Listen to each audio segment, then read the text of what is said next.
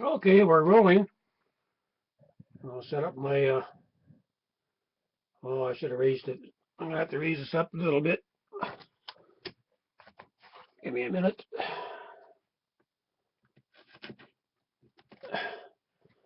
That's better.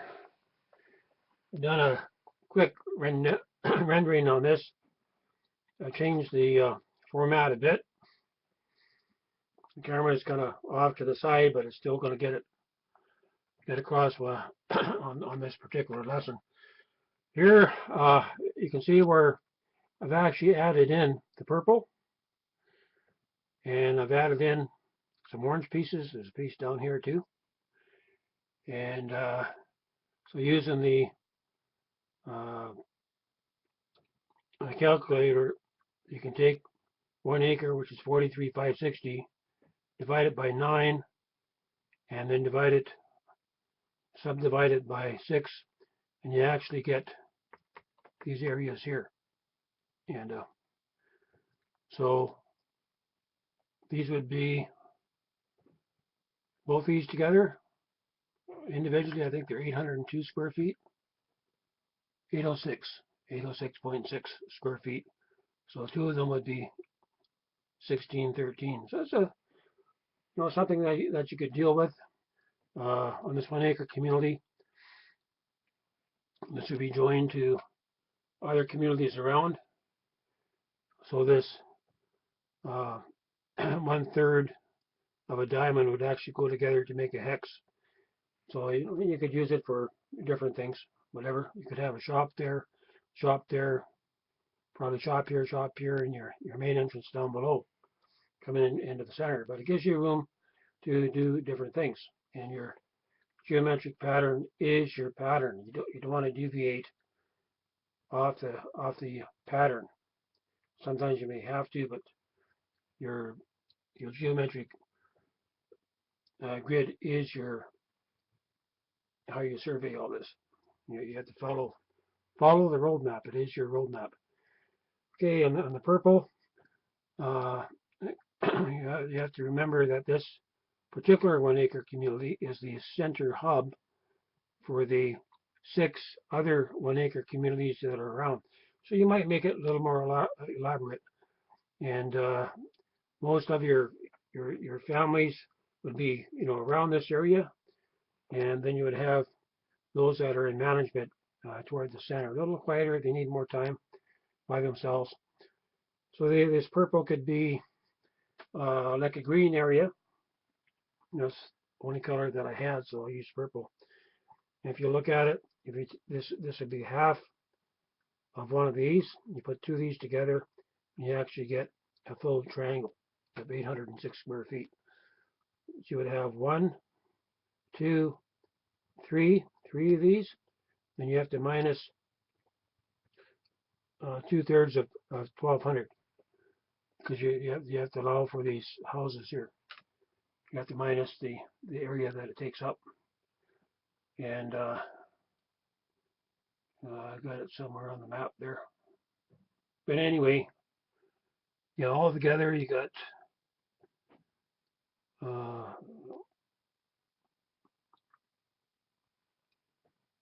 what is it now?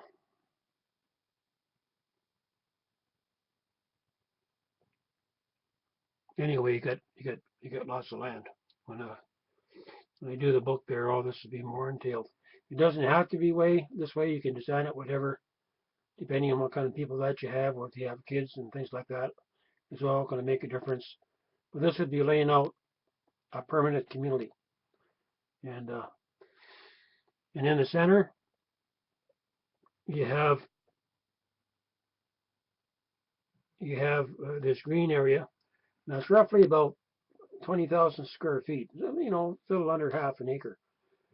And rule of thumb is that you want to leave at least 1/6 green area in any plot. So that would it's nice to have trees around the center. You don't want to chop everything down. So it allows maybe a little room for gardens, or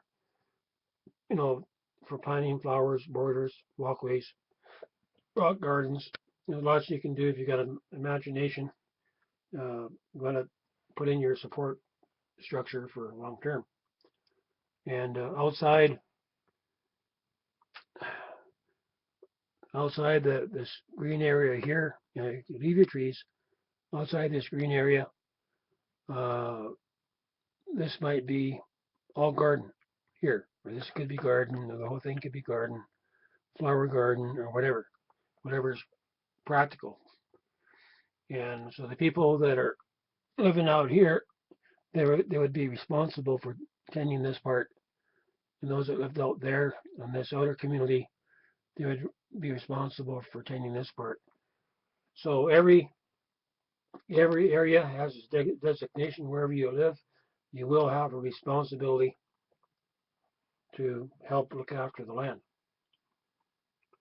And but anyway, you don't have to follow this pattern. It's all dependent on and who's living on these communities. So this whole 1 acre plot would fit into a 9 acre uh, grid, and that would fit into, you would have another 7 acres to complete your 16 acre cogen community, right? Cogen stands for cogeneration. This is a word that the Lord gave me. And so this 1 acre plot, I don't really have a terminology for it. I was thinking maybe they call it a macro unit because it's the smallest complete unit. And then you could have one building here set up and this set up, but it wouldn't be complete. But it has room to be complete, right? And so once you got this all functioning, you can classify this acre as a micro unit. Or I think we have to remember this is represents the center of 7 entire communities. So I'm not sure on this. Or like in the past, I have called these small grids like this a micro center. I've given that terminology because it's the smallest cell division of the whole, right? And so maybe that's what I'm going to classify this as a micro center. Then you'd have 6 other micro centers surrounding this, and they would go together to form a micro community. So if you had altogether, if you had 6 to 7 people in each one of these units, and in the center, see roughly about 50 people, a micro center would be 1 acre, having 6 dwellings in a center community hub. So 50 people, and if you include 6 all the way around, that would give you a total of 50 times 7, 350 people on a 9 acre plot. Then of course you got your 7 acre buffer zone that goes around that to complete your 16 acre cogen community or micro community. I like that word. I think I'm going to use it. And so that would be the next upgrade from this micro center to upgrade it to a micro community. And if you got the land, there is one more upgrade. You actually go into a macro community. And like a macro community, if this here, can I do it on this? If this here represented 16 acres right here, this part here, this was one whole micro community with 350 people living on it. You could actually establish 1, 2, 3, 4, 5, 6 more micro communities having 350 people each. That's around 2,450 people. And so you would go from 16 acres. And remember, you have to multiply by 9. That's your magic number. So if you got 16 acres, multiply that by 9, you get 144. So this whole concept could be a macro community of 144 acres with approximately 2,400 people living on it, and it wouldn't seem that congested because you're making use of the land, and it's pretty hard to make use of the land if you don't have some kind of grid layout. And this could be done start to finish. If you got the shops, 3 months. 3 months total to make all this stuff from scratch if you were going to make it on site. You'd be able to have everything complete in a matter of less than 100 days. If you got this could be in the city, outside the city. You could if you really wanted to go big, this could be you can turn it into a workspace where this would be a large work area for assembling your building units. And so you could actually have outer shop, outer shop, outer shop. And so they would make all the components, and they would all go into the center to be put together and packaged up. And your other 3 units here, here, here could be your you can make double-story units for the people that are working here to live. And so this can be all done very quick. It can be done in advance, or it can be done on site, or you could have it set up where you can actually move your portable work camps and it's set up anywhere. And that's the beauty about it. You're not dependent upon the system. You're not dependent upon warehouse space. You have everything that you need. And so the next upgrade from this will be to show you. I might have to do a graphical layout. It's easier than trying to explain it. It helps. So I could actually do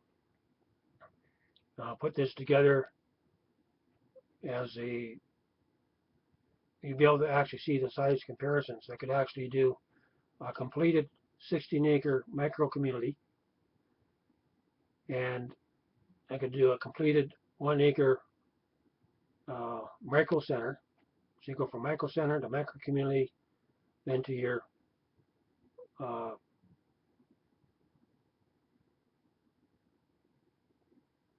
to putting 7 micro centers together. So 7 micro centers or micro communities put together would give you a macro community. Just getting the terminology simple enough where everybody can understand, because you are going to need some kind of description, some kind of dictionary so that everybody will be on the same page. That's the biggest thing. Same as on any job, you need to understand the job and the language, because every job has this different language, so to speak. All right, this is it's Sunday. I believe it's the 11th of January, and I'm looking forward to seeing these get off the ground, even if it's only a micro center, a 1-acre plot. It'd be beautiful.